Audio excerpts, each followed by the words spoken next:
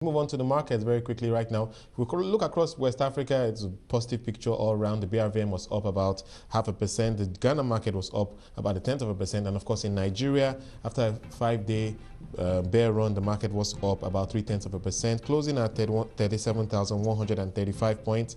Let's now talk through that market with Akinola Jones, head financial advisory at Primera Africa. Thank you so much, Akinola, for joining us.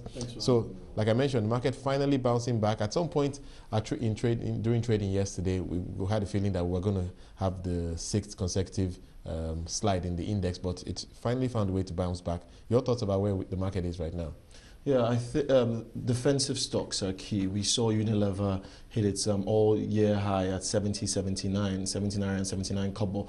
Also, value investors are, we're exiting the market, we're taking their returns, but we've seen now that there's a slide towards FMCG with this Unilever rally. We expect this Unilever rally to continue over the next couple of days. But many people say Unilever is expensive, though. Yeah, but we have a very wide base of foreign investors, and I think those guys... That's what they're targeting. Yeah, the guys buying the Dangotes, other guys also buying the Unilevers from what we've seen, and that's going to be key to keeping this market afloat. Let's talk a bit about the primary market. Of course, this week we heard about Sterling Bank's rights issue planned. It should be opening in a couple of days, and so we're seeing the buzz in the primary market now hitting the financial services sector. We've seen a couple of rights issues before now. Rwanda, for instance, is an example. Your expectations about the primary market, when do you think we'll see an IPO? We'll see it soon. I think it's phases of things. We've seen it's all about the real sector. We have to get reforms in agriculture. We have to get reforms in terms of our petroleum industry bill, and we are already seeing the reforms with the capital markets itself. We've seen the NSE make a declaration that it wants to hit the $1 trillion mark before 2015, and we've seen the SEC actually tighten up on regulation. I think we're going to see it very soon. I think the key is getting the retail investors to have confidence in the market again. As of 2007, we had 1.3 trillion naira in new issues. 2009, that fell to like 90 billion, and we've seen the gradual loss of investor confidence.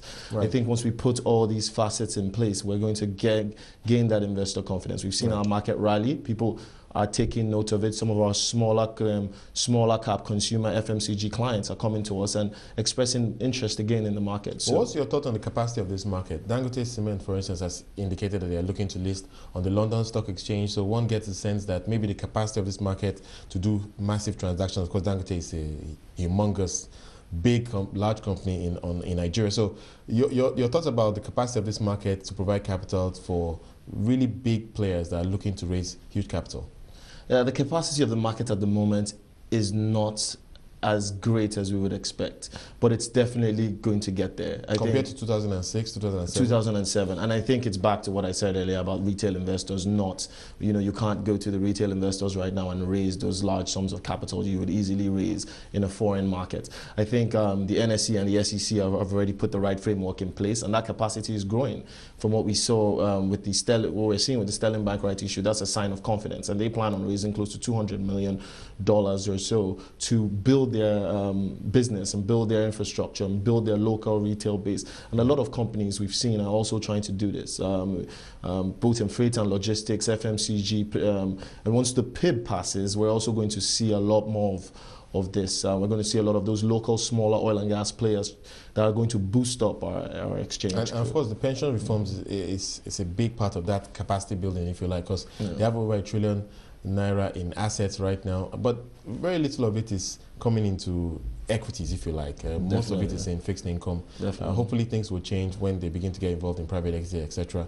But your thoughts on the importance of pensions reforms in building the capacity of this market? Pension reforms are extremely important, not just even from the equity standpoint, but from an infrastructure standpoint. The guidelines have to be reviewed, and the ability to invest in equities, that has to be increased.